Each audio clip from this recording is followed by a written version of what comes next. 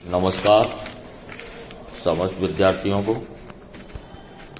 पंडित दीनदयाल उपाध्याय जी, जो कि एक अभूतपूर्व विचारक, दार्शनिक, राजनीतिक चिंतक और समाज सुधारक थे।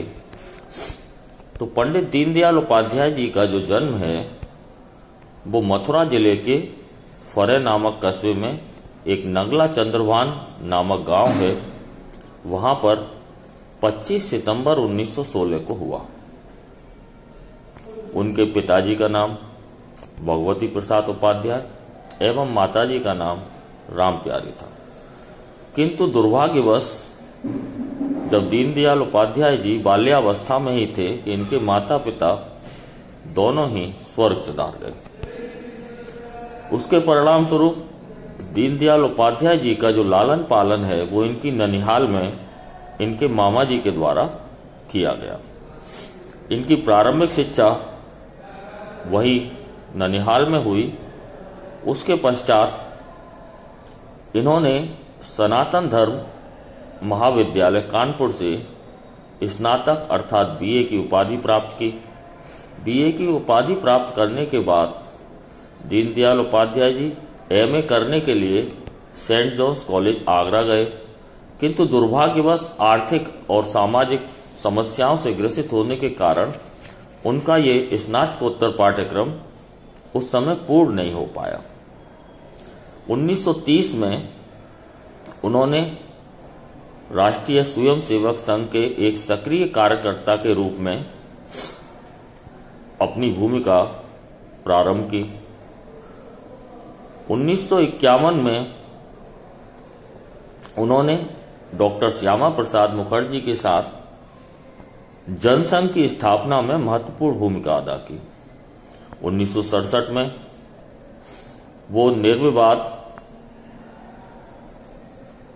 अखिल भारतीय महासचिव जनसंघ के बनाए गए और 1968 में उनको जनसंघ का अध्यक्ष मनोनीत किया गया। दुर्भाग्यवश 11 फरवरी 1968 में जब वे एक रेल यात्रा कर रहे थे दिल्ली से पटना की ओर, तो उनका जो शव है वो मुगल सराय, जो आज दीनदयाल उपाध्याय जी के नाम से परिवर्तित हो चुका है, के प्लेटफॉर्म पर पाया गया। इसकी अनेकों जांच समितियां बनी, अनेकों जांच हुई, लेकिन ये क्या हुआ, कैसे हुआ, ये आज तक रहस्य बना हुआ है।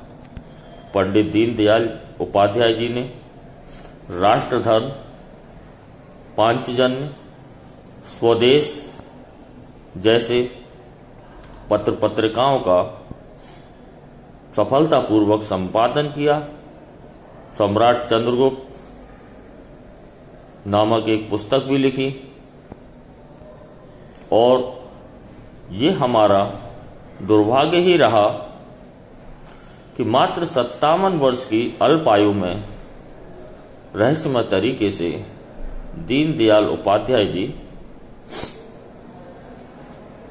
हमारे बीच नहीं रहे। उनका सबसे महत्वपूर्ण राजनीतिक जो विचार है वो है एकात्म मानवतावाद। इसके अलावा उन्होंने एक और विचार दिया कि अंत्योदय अर्थात जो अंतिम सीढ़ी पर बैठा हुआ व्यक्ति है उस तक हमारे विकास की किरण पहुंचनी चाहिए। यह उनका विचार था और इसी के कारण 25 सितंबर उनका जो जन्मदिन है हमेशा अंत्योदय दिवस के रूप में मनाया जाता है। धन्यवाद। कल मिलते हैं।